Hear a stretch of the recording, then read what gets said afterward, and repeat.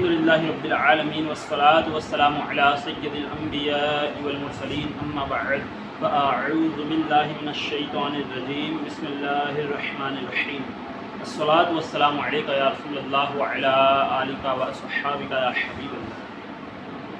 پیارے محترم اسلامی بھائیو، آئیے آج نماز جنازہ کا طریقہ اور اس کے مسائل سیکھتے ہیں۔ نماز جنازہ یہ فرض کفایہ ہے، یعنی کوئی ایک بھی ادا کر لے تو سب بری الذمہ ہو گئے، ورنہ جن جن کو خبر پہنچی کہ میت ہو چکی ہے اور وہ لوگ حاضر نہیں ہوئے، جن لوگوں کو خبر پہنچی اور وہ لوگ نماز جنازہ میں حاضر نہیں ہوئے تو وہ سب لوگ گنہگار ہو گئے۔ اس کے لیے جماعت شرط بھی نہیں ہے، ایک شخص بھی اگر پڑھ لے تو فرض ادا ہو جائے گا۔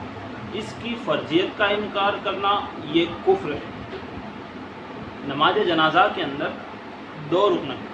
پہلا رکن ہے اللہ اکبر کہنا۔ یہ سمجھ لیجئے کہ نماز جنازہ میں دو فرض ہے، یہ دو فرض ہم سب یاد کر لیں گے۔ نمبر ایک، 4 بار اللہ اکبر کہنا۔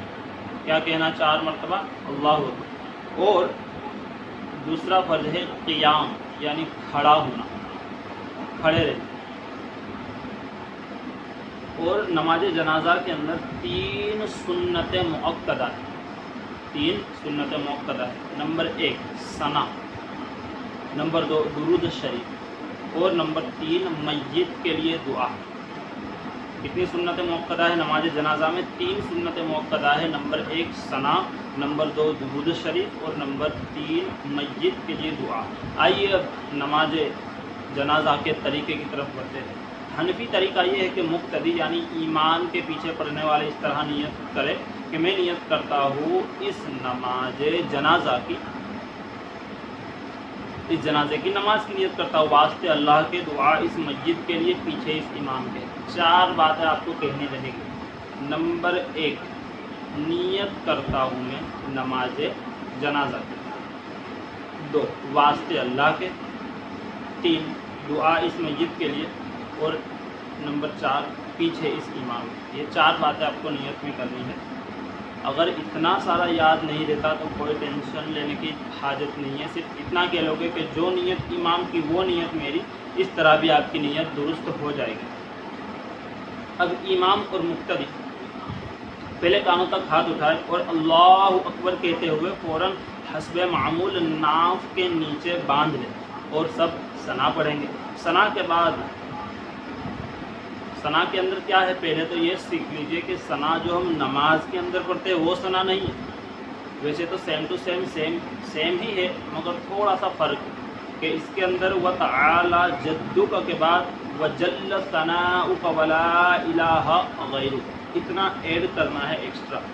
پھر بغیر ہاتھ اٹھائے دوسری مرتبہ اللہ اکبر کہیں گے، اور پھر اب درود پڑھیں گے۔ بہتر یہ ہے کہ درود ابراہیم ہی پڑھا جائے۔ پھر تیسری مرتبہ بغیر ہاتھ اٹھائے اللہ اکبر کہیں گے اور دعا پڑھیں گے۔ امام جو ہو وہ تکبیر بلند آواز سے کہے اور مقتدی پیچھے نماز پڑھنے والے آہستہ کہیں۔ باقی تمام اذکار امام و مقتدی دونوں آہستہ پڑھیں گے۔ اب دعا کے بعد اللہ اکبر کہے اور امام جب بھی اللہ اکبر کہے تو مقتدیوں کو چاہیے کہ دونوں ہاتھ لٹکا دیں، دونوں طرف سلام پھیر دیں۔ سلام میں مسجد اور فرشتوں اور حاضرین نماز جو نماز میں حاضر ہے ان لوگوں کی نیت کرے کہ میں ان لوگوں کو سلام کرتا ہوں۔ اسی طرح جیسے اور نمازوں میں سلام میں نیت کی جاتی ہے، یہاں اتنی بات زیادہ ہے کہ میت کی بھی نیت کی جائے گی سلام کے اندر۔ صلو علی الحبیب صلی اللہ تعالی علی محمد صلی اللہ علیہ وآلہ وسلم۔ آج ہم نے سیکھا نماز جنازہ کا طریقہ۔ آپ لوگوں نے بھی دیکھا ہوگا جب جنازے کو لے کے جاتے اور اس کی نماز پڑھنے کی تیاری چل رہی ہوتی ہے، کافی لوگ ادب توال کے ہاتھ باندھ کر کھڑے ہوتے ہیں، سب دیکھتے ہوتے ہیں، چند لوگ صرف جا کے نماز جنازہ پڑھتے ہیں۔ کیوں؟ جب پوچھا جاتا ہے تو کہتے ہیں ہمیں پڑھنا آتی نہیں ہے۔ یاد رکھیے سب سے آسان، سب سے ایزی نماز یہی نماز جنازہ۔ 4 مرتبہ اللہ اکبر کہنا ہے، اور اگر آپ کو درود ابراہیم نہیں آتا تو آپ کو ایسا بھی درود پاک پڑھ لیجئے۔ اگر آپ کو جنازے کی دعا نہیں آتی، تیسری مرتبہ جب اللہ اکبر امام صاحب پڑھیں گے اس کے بعد ہم دعا پڑھتے ہیں، تو دعا بھی اگر نہیں آتی تو بھی کوئی فکر کی بات نہیں ہے، یاد کرنے کی کوشش کریں گے اسے، لیکن جب تک یاد نہیں ہوتی تب تک الحمد کی صورت اس کی جگہ پر پڑھ سکتے ہیں، لیکن قراءت کی نیت سے نہیں، دعا کی نیت سے، کیونکہ وہ بھی ایک دعا ہے۔ آئیے اب نماز جنازہ کے چند مسائل سیکھتے ہیں۔ جوتا پہن کر اس کے اوپر کھڑے ہو کر نماز جنازہ لوگ پڑھ سکتے ہیں یا نہیں پڑھ سکتے؟ جوتا پہن کر اگر نماز جنازہ پڑھے تو جوتے اور زمین دونوں کا پاک ہونا ضروری ہے۔ جوتے پہن کر اگر نماز جنازہ پڑھی تو جوتے اور جوتے کے ساتھ ساتھ زمین یہ دونوں کا پاک ہونا ضروری ہے۔ جوتا اتار کر اس پر کھڑے ہو کر پڑھے تو جوتے کے تلے اور زمین کا پاک ہونا ضروری ہے۔ اگر جوتا اتار کر نماز پڑھی تو جوتا اتار کر نماز پڑھی تو جوتوں کے تلے اور زمین یہ دونوں کا پاک ہونا ضروری ہے۔ اعلیٰ حضرت امام اہل سنت مجدد دین و ملت مولانا شاہ امام احمد رضا خان رحمۃ اللہ تعالی علیہ فرماتے ہیں فتاوی رضویہ شریف میں کہ اگر وہ جگہ پیشاب وغیرہ سے ناپاک تھی یا جن کے جوتوں کے تلے ناپاک تھے اور اس حالت میں جوتا پہنے ہوئے نماز پڑھی تو ان کی نماز نہ ہوئی۔ احتیاط یہی ہے کہ جوتا اتار کر اعلیٰ حضرت رحمۃ اللہ تعالی علیہ فرماتے ہیں جوتا اتار کر اس پر پاؤں رکھ کر نماز جنازہ پڑھی جائے کہ زمین کا تلا اگر ناپاک ہو تو بھی نماز میں کوئی حرج نہیں، کیونکہ آپ نے زمین کے اوپر پاؤں نہیں رکھے بلکہ آپ نے جوتا اتار کر اس کے اوپر پاؤں رکھے ہیں، تو یہی طریقہ اپنانا چاہیے۔ اور اگر جوتا اتار دیا تو زمین کا پاک ہونا ضروری ہے۔ میت کا سامنے ہونا بھی ضروری ہے۔ دوسرا مسئلہ یہ ہے غائبانہ نماز جنازہ نہیں ہو سکتی۔ مستحب یہ ہے کہ امام میت کے سینے کے بالکل سیدھ میں کھڑا ہو۔ چند نماز جنازہ ایک ساتھ بھی پڑھی جا سکتی ہے۔ اس کا طریقہ کیا ہے؟ اس میں اختیار ہے کہ سب کو آگے پیچھے رکھے، یعنی سب کا سینہ امام کے بالکل سیدھ میں ہو، سامنے ہو، یا پھر ایک کے پاؤں کی سیدھ میں دوسرے کا سرہانہ اور دوسرے کے پاؤں کی سیدھ میں تیسرے کا سرہانہ، اس طریقے سے لائن سے بھی جنازے رکھے جا سکتے ہیں، اس کی سب کی نماز جنازے کی ایک ساتھ پڑھی جا سکتی ہے۔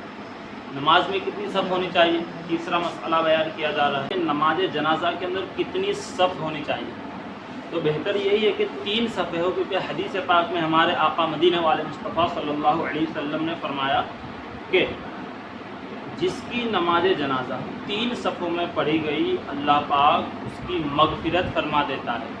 حدیث پاک کا خلاصہ ہے یہ کہ اس کی مغفرت کر دی جائے گی۔ اگر کل 7 ہی آدمی ہو تو اب 3 صف کس طریقے سے کریں گے؟ طریقہ یہ بیان کیا گیا کہ اگر 7 آدمی ہوں پھر بھی 3 صف ہو سکتی ہے۔ کیسے؟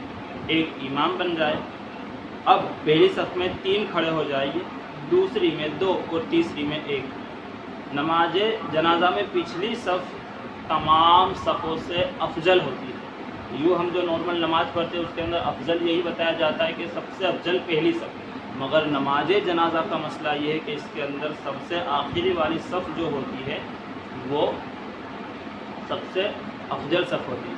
چوتھا مسئلہ توجہ کے ساتھ سنیے گا، مسبوق یعنی جس کی بعض تکبیریں فوت ہو گئی، اپنی باقی تکبیریں امام کے سلام پھرنے کے بعد کہے، یعنی کہ وہ شخص آیا جو لیٹ آ گیا، نماز جنازہ شروع ہو گئی تھی اب وہ شامل ہوا، اب اس کی جتنی تکبیریں یعنی اللہ اکبر جتنی تکبیریں چھوٹ چکی ہے وہ اب کیا کرے گا؟ سلام پھیرنے کے بعد، امام صاحب کے سلام پھیرنے کے بعد وہ ان تکبیروں کو کہے گا۔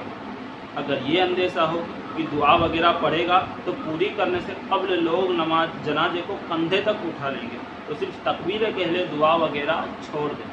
اس کے اندر بھی اس کو رعایت دی گئی ہے کہ صرف تکبیریں کہہ لے، اگر اس کو پتہ ہے کہ میں پوری نماز پڑھنے جاؤں گا، دعا درود ابراہیم تمام چیزوں کو پڑھوں گا تو لوگ میت کو اٹھا لیں گے کندھے میں، تو پھر اس کے لیے یہ مسئلہ بیان کیا گیا کہ وہ صرف تکبیریں پڑھ لے، دعا وغیرہ چھوڑ دے۔ چوتھی تکبیر کے بعد جو شخص آیا، اب چاروں تکبیریں ہو گئی، اب کوئی آیا تو اب جب تک امام نے سلام نہیں پھیرا شامل ہو جائے، اور امام کے سلام پھیرنے کے بعد 3 بار اللہ اکبر کہے، پھر سلام پھیر لے دونوں طرف۔ 5واں مسئلہ بیان کیا جا رہا ہے کہ جو پاگل اور خودکشی والے کا جنازہ ہوگا یا نہیں، جو پیدائشی پاگل ہو یا بالغ ہونے سے پہلے پاگل ہو گیا ہو اور اسی پاگل پن میں موت واقع ہو گئی تو اس کی نماز جنازہ میں نابالغ کی دعا پڑھیں گے، یعنی ان کی بھی نماز پڑھی جائے گی، خودکشی والے کی بھی پڑھی جائے گی، پاگل کی بھی پڑھی جائے گی، جس نے خودکشی کی اس کی نماز جنازہ بھی پڑھی جائے گی۔ مردہ بچے کے احکام۔ مسلمان کا بچہ زندہ پیدا ہوا، یعنی اکثر حصہ باہر ہونے کے وقت زندہ تھا، پھر مر گئے تو اس کو غسل و کفن دیں گے اور اس کی نماز جنازہ بھی پڑھیں گے، ورنہ اسے ویسے ہی نہلا کر ایک کپڑے میں لپیٹ کر دفن کر دیں گے۔ اس کے لیے سنت کے مطابق غسل اور کفن نہیں ہے اور نماز بھی اس کی نہیں پڑھی جائے گی۔ سر کی طرف سے دوسری مرتبہ اس مسئلے کو سن لیجیے، توجہ کے ساتھ سنیے کہ مسلمان کا بچہ اگر زندہ پیدا ہوا، یعنی اکثر کا مطلب ہوتا ہے زیادہ حصہ باہر ہونے کے وقت زندہ تھا، پھر مر گیا تو اس کو غسل اور کفن دیں گے۔ ایسا نہیں ہوا تو کیا کریں گے؟ ویسے ہی اسے نہلا کر ایک کپڑے میں لپیٹ کر دفن کر دیں گے۔ اکثر باہر نکلنے تک بھی اگر وہ زندہ نہیں تھا، مردہ ہی پیدا ہوا ہے، تو پھر اس کو ایک کپڑے میں لپیٹ کر اسے دفن کر دیں گے۔ اس کے لیے سنت کے مطابق غسل اور کفن نہیں ہے، نماز بھی اس کی نہیں پڑھی جائے گی۔ اب ہم کس طریقے سے پہچان کر سکیں گے کہ اکثر بچہ زندہ نکلا ہے یا نہیں؟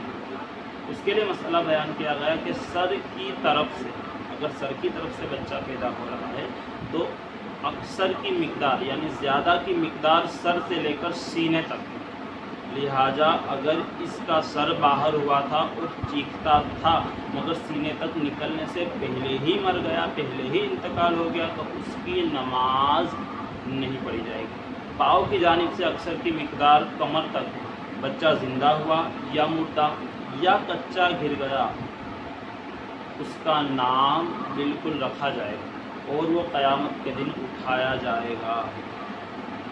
حدیث پاک میں جو جنازے کو 40 قدم لے کر چلے اس کے 40 کبیرہ گناہ مٹا دیے جائیں گے۔